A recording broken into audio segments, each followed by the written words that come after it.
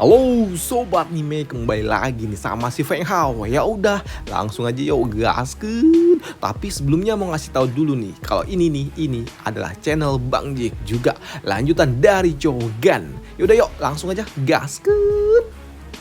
Mereview sedikit dari part sebelumnya. Setelah Feng Hao menjadi tuan muda keluarga Feng dan tidak lagi memiliki pengusik di kota Yulan. Di sini Feng Hao dirinya mulai menjalani hidup sebagai tuan muda yang membosankan. Dan itu membuat dirinya memutuskan untuk pergi bertualang. Dan kota pertama yang akan ia kunjungi adalah kota Chiang. Dan 5 hari kemudian, Feng Hao dirinya tiba di kota Qingniu, kota kecil persinggahan sebelum tiba di kota yang ia tuju. Dan di kota inilah Feng Hao dirinya menemukan banyak sekali karavan para pedagang. Dan itu membuat dirinya sedikit bingung. Hei, kenapa ada banyak sekali karavan di tempat ini? Dan setelah dirinya melihat sekitar, barulah dirinya berpikir, hei, apakah kota ini ada di dalam wilayah 100 bandit? Dan rumornya mengatakan kalau ada ratusan geng bandit yang tinggal di wilayah ini. Dan untuk karavan yang bertemu dengan mereka, mereka yang tidak memiliki pengawalan yang kuat, maka mereka pasti akan bernasib tragis. Dan pergi sendirian di wilayah bandit jelas itu adalah pilihan yang buruk. Maka dari itu ya, akan lebih aman jika menemukan sebuah tim, pikir dari Feng Hao. Dan benar saja ketika Feng Hao dirinya melihat ke arah sekitar, ia melihat ada sebuah grup yang sedang membuka sebuah lowongan mercenary, yaitu prajurit bayaran. Dan di grup kali inilah yang membuka lowongan itu adalah grup mercenary angin kuning, Yellow Wind. Mereka mendapatkan sebuah job pengawalan dan membutuhkan banyak sekali tambahan pasukan untuk dapat menjalankan misi mereka kali ini. Maka dari itulah kami membuka lowongan ini, dan jika kalian berminat, kalian bisa mendaftar, ujar dari seorang patua. Di mana patua ini ia berujar kalau setiap mercenary mereka akan membayar 100 koin emas. Dan di dalam grup ini ada juga seorang master bela diri. Jadi ya, mereka pasti aman. Dan hal itu juga membuat para kroco-kroco ini mereka antusias untuk dapat mendaftar di dalam grup ini. Dan untuk Feng Hao, ya, jika aku bisa bergabung dengan grup ini, maka aku akan melewati wilayah para bandit dengan aman. Maka dari itu ya, aku harus bergabung, ujar dari Feng Hao. Namun untuk dapat bergabung dengan tim ini ternyata tidaklah mudah, karena mereka harus melewati sebuah tes terlebih dahulu. Cih, dengan kekuatanmu yang seperti ini, kau pikir kau bisa bergabung dengan kami? Kau pikir grup kami ini adalah grup rendahan? Ujar dari salah seorang pria tua yang sedang melakukan sebuah seleksi. Dan melihat kejamnya Pak Tua itu di dalam proses seleksi ini, membuat para kroco-kroco ini sadar kalau standar penerimaan mercenary juga tidaklah rendah. Dan mereka juga sadar kalau mereka ini hanyalah kroco dan tidaklah mungkin dapat lolos dalam tes tersebut. Namun untuk Feng Hao jelas ya, aku ingin mencobanya pula. Melihat ada seorang bocah yang ingin mencoba membuat patua ini, ia berujar, hei nak, kau pikir kita sedang bermain rumah-rumahan apa? Tidak, ayo, kita tidak akan tahu kalau kita belum mencobanya, ujar dari Feng Hao. Baiklah. Melihat Feng Hao yang masih muda dan kecil membuat patua ini dirinya meremehkan. Baiklah. Jika kau bisa menahan 3 seranganku, maka aku akan mengizinkan dirimu. Tidak. Bagaimana kau 10 saja? Mendengar hal itu membuat patua ini kesal. Maka dari itulah dirinya akan menghajar Feng Hao langsung dari depan. Namun untuk Feng Hao dirinya santai saja.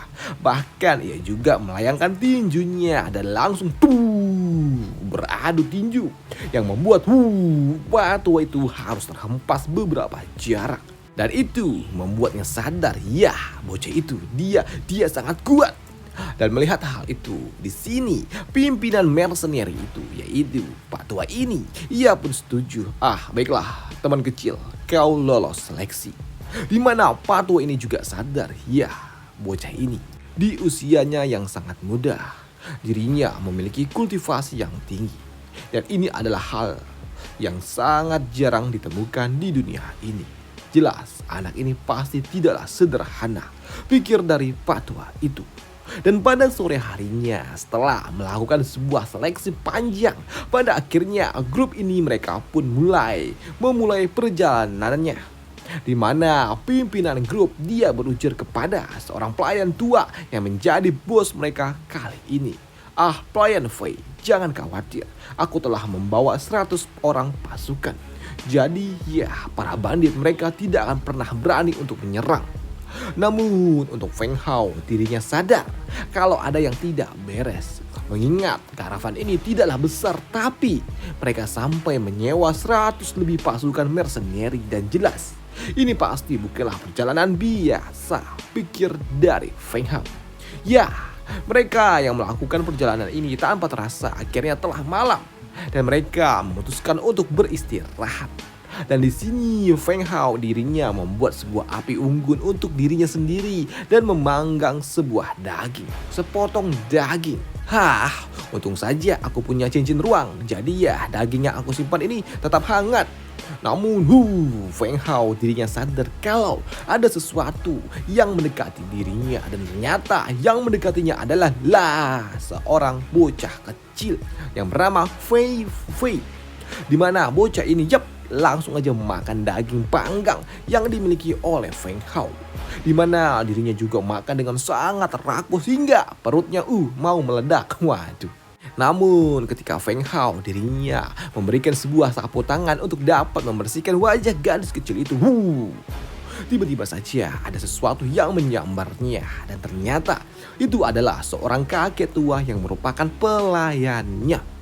Di mana bocah itu ia berujar, "Kakek, Fei lapar. Fei pergi untuk mencari makanan." Di mana Pak Tua itu ia berujar, "Apa? Nona, Anda tidak boleh makan makanan milik orang lain. Aku khawatir kalau makanan itu tidak apa Pak. Aku yang mengajaknya untuk makan. Memangnya ada masalah apa?" tanya dari Feng Hao. Namun dengan sangat waspada, di sini kakek tua itu dia berujar, Kau siapa?" Aku adalah anggota dari mercenary angin kuning ini, Feng Hao. Aku hanyalah mercenary sementara. Mendengar hal itu, Pak Tua ini dirinya sangat amat waspada. Ya, baiklah, aku akan bertanya kepada pimpinan kalian. Dan jika saja kau tidak termasuk ke dalam anggota ini, ya, aku berjanji akan menghabisi dirimu, ujar Pak Tua itu sebelum dirinya pergi bersama dengan bocah kecil itu. Dan untuk Feng Hao yang melihat pergerakan dari kakek tua itu, dirinya sadar, ya, kakek tua itu dirinya bukanlah orang biasa. Dan setidaknya dia pasti ada di ranah expert, pikir dari Feng Hao. Dan 3 hari kemudian, ya, Fei dirinya pun mulai akrab dengan Feng Hao. Dan di sini kakek tua itu dirinya tidak mempermasalahkannya karena dirinya telah mengkonfirmasi si Feng Hao ini kepada pimpinan grup. Walaupun ya di sini kakek tua ini dirinya juga diajak makan bareng, tapi dia enggak mau. Dan dia mencoba untuk dapat menahan diri walaupun ya perutnya kelaparan. Namun gadis kecil itu bersama dengan Feng Hao memberikannya makanan. Namun di sela-sela mereka sedang makan, tiba-tiba saja mereka mendengar suara teriakan dari seseorang yang membuat mereka sadar kalau telah terjadi sesuatu. Dan itu membuat kakek tua ia berujar, "Nak, tolong jaga Nona." Dan ketika mereka mencoba untuk dapat memeriksa sumber suara itu, mereka melihat beberapa orang pasukan bayaran mereka. Mereka semua telah tersungkur. Dan itu membuat Feng Hao dia berujar, "Hei, sepertinya mereka semua telah diracuni. Ya, pasti ada seorang ahli racun di sekitaran kita. Baiklah, aku akan melihatnya dulu dan kau tolong jaga nona mudaku," ujar kakek tua itu. Sedangkan untuk Feng Hao dirinya mencoba untuk dapat memeriksa para kroco-kroco itu, dan ia sadar, ya, untung saja racunnya ini adalah racun tingkat rendah dan mereka pasti akan segera sembuh dengan sendirinya. Sedangkan di sisi lain, ya, terjadilah sebuah pengkhianatan dari salah seorang kroco kepada pimpinan grup. Di mana si Kroco ini dia datang untuk bekerja sama dengan orang lain untuk mendapatkan uang yang lebih banyak lagi. Dan ketika dirinya ingin menghabisi pimpinan grup, ada seseorang yang menghentikannya, dan jelas hal itu membuat si Kroco ini shock. Dan itu ternyata yang melakukannya adalah kakek tua ini yang berujar, "Hei, katakan siapa yang mengirimmu?" Namun si Kroco itu dirinya langsung melarikan diri. Dan ketika kakek tua itu akan mengejarnya, di sini Pak Tua yang telah tersungkur dia mencoba untuk dapat menghentikannya dengan berujar, maaf, aku Huang Mang telah menjadi beban. Aku tahu kalau aku akan segera mati, jadi kau juga harus segera pergi bersama Nona Fei." Namun di sela-sela pembicaraan itu ada seseorang yang berujar, itu racun kan? Tenang saja, aku dapat menyembuhkannya, ujar dari seseorang, dan jelas itu adalah Feng Hao. "Tenang saja, aku adalah seorang alkemis," ujar dari Feng Hao. Maka dari itulah dengan menggunakan skill miliknya di sini Feng Hao dirinya dapat membuat racun yang ada dalam tubuh Pak Tua itu keluar. Dan untuk Pak Tua itu dia juga merasakan kalau tubuhnya sekarang telah pulih setelah dirinya diapakan oleh Feng Hao. Terima kasih Master, terima kasih karena Anda telah menghilangkan racun yang ada di dalam tubuhku," ujar dari Pak Tua itu. Dan setelah menghilangkan racun yang ada di dalam tubuh Pak Tua, di sini Feng Hao dirinya akan melakukannya pula kepada para kroco-kroco lainnya. Dan kini beberapa saat kemudian, benar saja Feng Hao dirinya melakukannya secara massal kepada mereka semua. Dan setelahnya, di sini Pak Tua itu bersama dengan kakek tua, mereka bertanya kepada Feng Hao, "Master, apakah kau ada saran untuk dapat menemukan siapa pelaku ini semua?" Kita memang harus membuat sebuah rencana. Mereka pasti berpikir kalau banyak sekali anggota kita yang telah terluka dengan racun itu. Jadi aku yakin mereka pasti akan datang kembali dengan jumlah yang sedikit. Maka dari itu kita harus menunggu mereka sembari berpura-pura menunggu sampai ikan memakan umpannya, ujar dari Feng Hao. Sedangkan di sisi lain, si Kroco pengkhianat itu dirinya pun pergi menuju sebuah celah-celah tempat di mana persembunyiannya berada. Persembunyian dari para bandit, di mana dirinya datang dan melaporkan hasil kerjanya kepada seorang ahli racun dan mengatakan kalau kini hanya tersisa satu orang kakek tua yang belum teracuni. Mendapatkan kabar itu, di sini ahli racun dirinya memberikan sebuah botol kepada si Kroco itu, dan ketika Kroco itu memakannya, apa Lord? Ini bukanlah penawar racunnya. Bukankah kau berjanji akan memberikan penawar racun itu setelah aku melakukan tugas ini? Ya, ternyata di sini ahli racun itu dirinya tidak memberikan sebuah penawar dan dirinya hanya memberikan sebuah obat yang dapat meredakan sedikit rasa sakit dari racun yang telah ia berikan.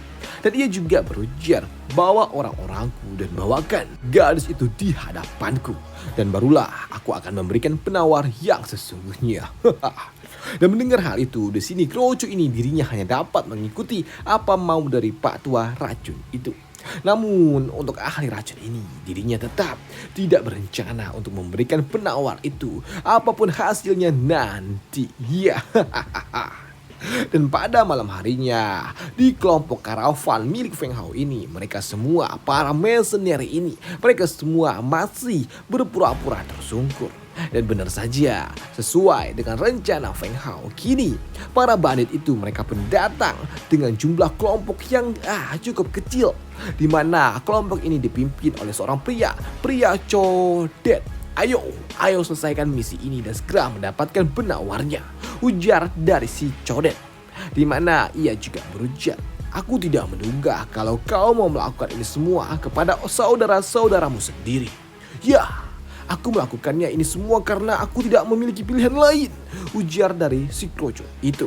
Namun si codet dirinya sedikit ternotis ketika dirinya melihat ada dua orang yang sedang duduk di sekitaran api unggun. Dan itu membuatnya berujar, "Hei, kau katakan hanya ada satu orang." Namun di sini mereka juga tidak mempermasalahkannya karena yang tersisa hanyalah seorang kakek tua dan juga seorang bocah kecil. Namun melihat Feng Hao yang tersenyum membuat si codet dia sedikit khawatir. "Hei, kenapa dia tidak takut melihat kami? Namun si Kloco ini dia ternotis ketika dirinya mendengar ada seseorang yang berujar, "Wah, kerja bagus bocah lau." Dan yang berujar itu ternyata adalah pimpinan grup. "Ya, kerja bagus karena kau telah membawa para bandit-bandit itu." Mendengar hal itu membuat si Codet kesal. "Jadi kau telah menyiapkan semua ini untuk menjebak kami rupanya." Si Kloco itu langsung wassalam dihantam dari belakang. Namun di sini kakek tua yang murka, dirinya melepaskan aura bertarungnya dan berujar, Siapa yang mengirim kalian?" Namun di sini si Codet dirinya tidak mau bicara dan berujar, "Ya, kita semua akan mati. Jadi ya lebih baik kita bertarung saja sampai mati dan menikmati ini semua." Dan benar saja, kini pertarungan pun mulai terjadi di antara para bandit dan juga para mercenaries hidup.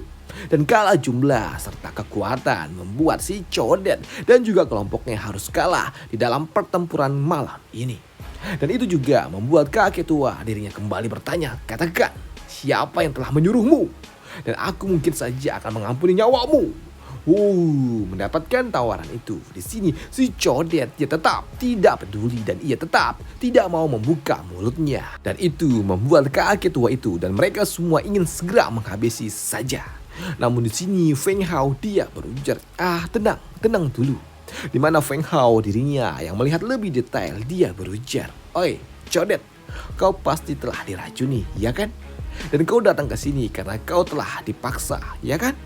Mendengar hal itu membuat si Codet dia ternotis dan berujar, "Cepat, habisi aja kami." Sedangkan untuk Feng Hao dirinya saat ini mencoba untuk dapat menganalisa racun yang ada di sekitaran si Codet itu. Dan mencoba untuk mencari tahu racun apa yang telah digunakannya.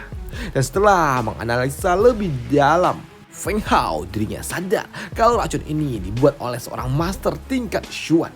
Yang artinya identitas lawannya bukanlah orang biasa. Dalam arti lain, VV dia bukanlah rakyat biasa.